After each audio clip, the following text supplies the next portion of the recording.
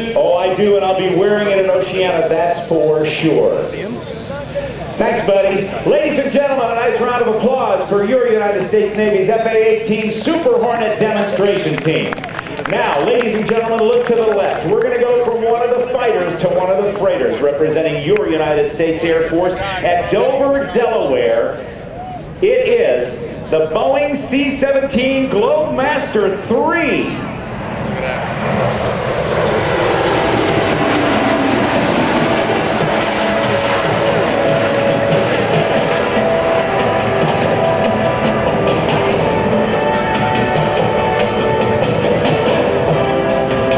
The Globemaster 3 are Captain Jeremy Reich and Major Bill Schellenberger, and the Loadmaster is Tech Sergeant Nate Griesinger.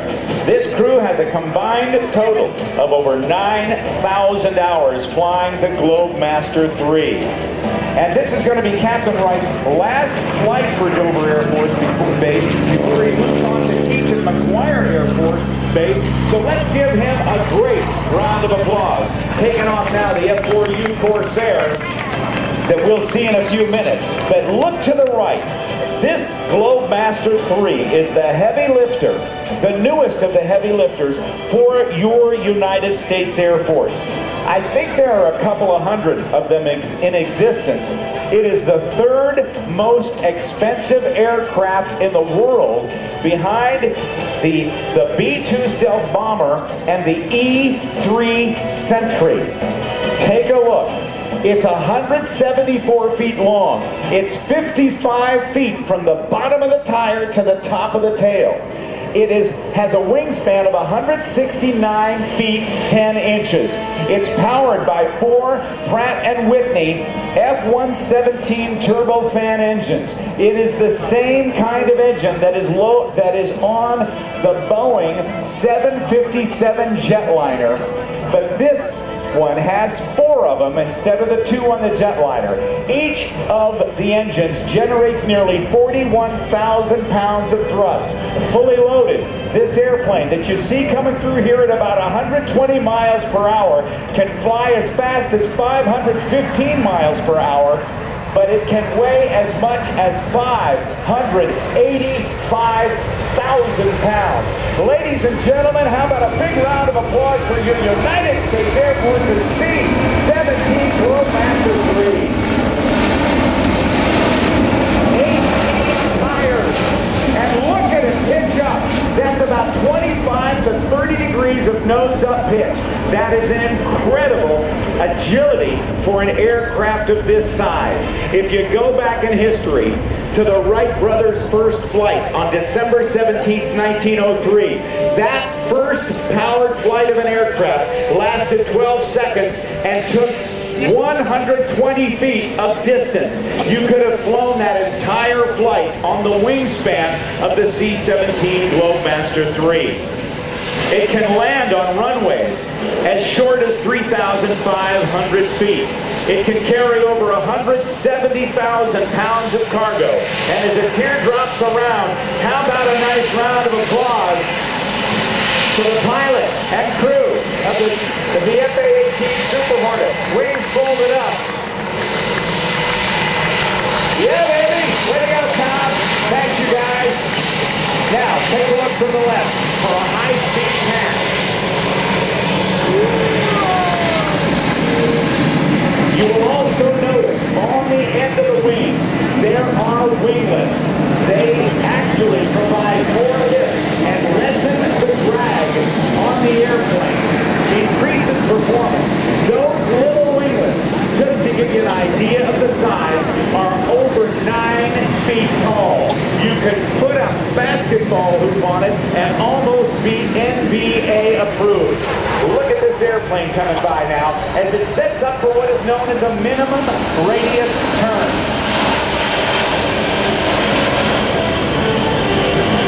At 45 degrees or almost 50 degrees of bank, it's capable of even steeper bank angles.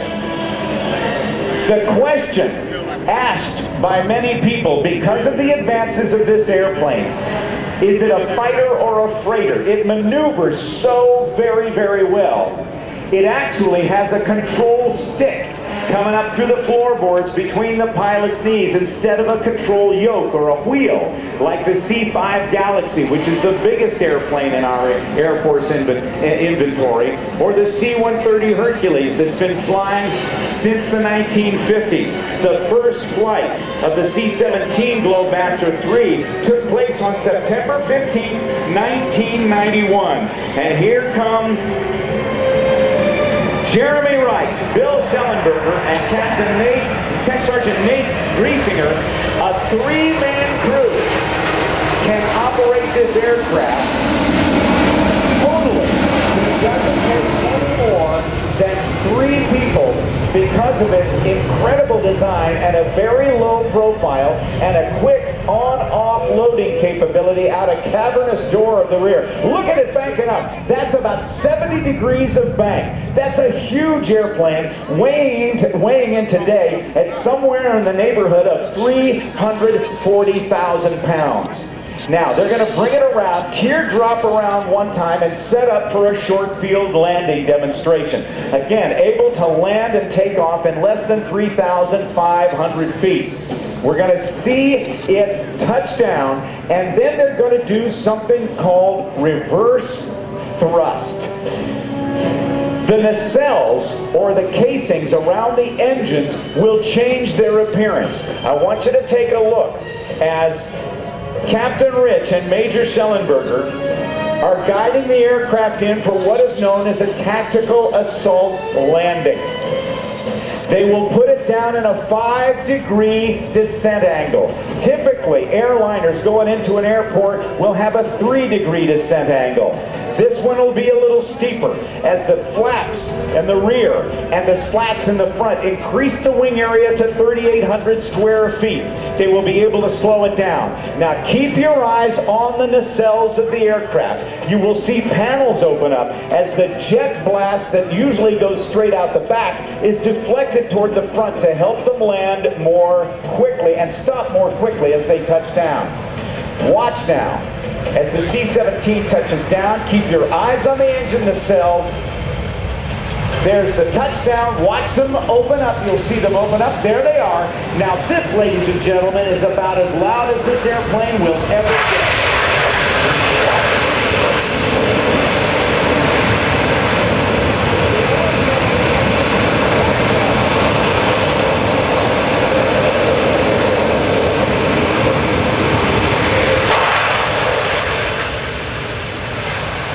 They can literally back up all the way down the runway, offload their cargo, and take off on the same patch of concrete. Now you will also notice, well, let me tell you one other thing about it.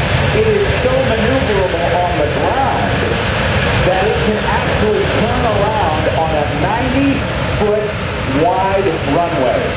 Here at Joint Base Andrews, the runway is 150 feet wide, but they're still doing a backup demonstration. Right now, there's a door opened up, and Tech Sergeant Nate Griesinger is giving directions to the pilots as to how they should be backing up and when they should stop. From Dover, Delaware, the 436th Airlift Wing at Dover Air Force Base in Dover, Delaware, this is the C-17 Globemaster 3. Now you're going to see a takeoff. They're going to take this airplane back to Dover, Delaware in a minute. This is a special modified demonstration. Usually they'll put it on display, on static display, but the aircraft from Dover are so busy right now that they actually have only 2 that are available to do demonstrations like this. Now watch, they'll quickly accelerate to about 140 miles per hour, and then the pilot will pull back on that control stick right about now. Watch the nose wheel come off, and look at the nose up attitude as this 300,000-pound airplane climbs out. Ladies and gentlemen, give them a big round of applause for Dover Air Force Base in Delaware, the C-17 Globemaster 3.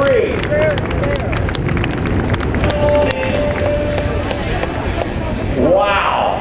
What a demonstration. And they are headed home.